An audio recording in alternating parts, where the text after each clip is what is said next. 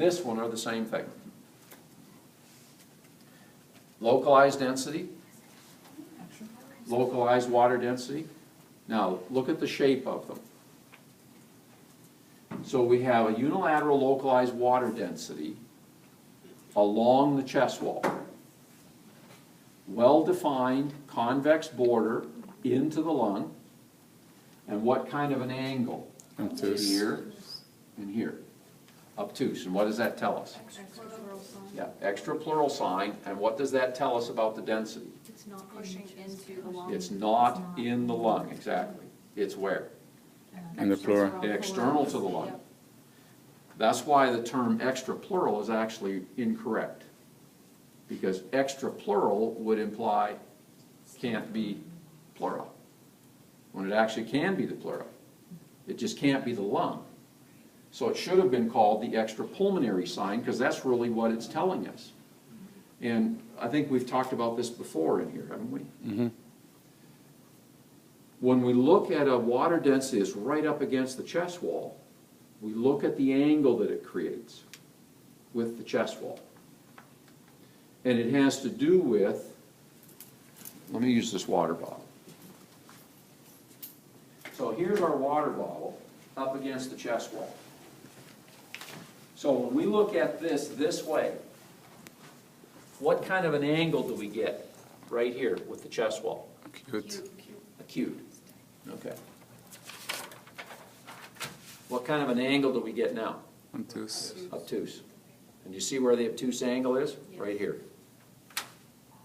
Because now it's external to the lung and it's just pushing the lung in.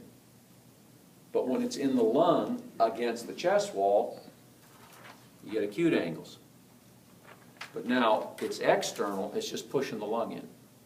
Well, that's what you have there and there. But it only looks like that when you look at it this way. When you look at it this way, it's just an area of increased density with fuzzy borders. You have to see it from the side in order to get the extrapleural sign. It's just like if those extrapleural signs were on the anterior posterior chest wall, it wouldn't look like that on a PA view. You'd only get it on the lateral view. That's why when you look on that bottom lateral, where is it? It's hard to see it, isn't it? Yeah. It's hard to see it. It looks like it's in the anterior. I'm not sure where it is. Because it's just, and it's not very thick. And this thing's round, but it's got, you know, a beveled border all the way around. It's just going to look like a faint, fuzzy area density. You only see it like this when you see it from the side, not if you're looking at it this way.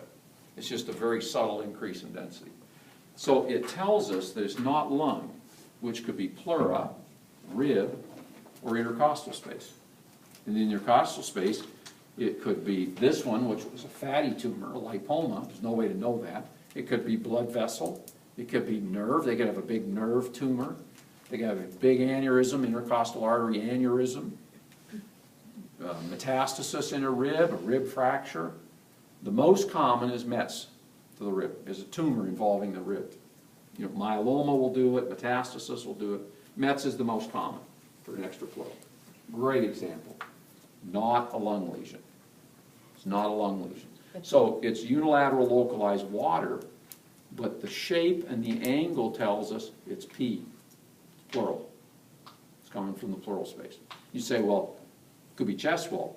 Yeah, but it's not on the external chest wall, which is our E of cat P is external chest wall. Like a nipple shadow is an external chest wall density. This is still in the thoracic cavity. This would fit in basically in the pleural space is where this would fit. Okay?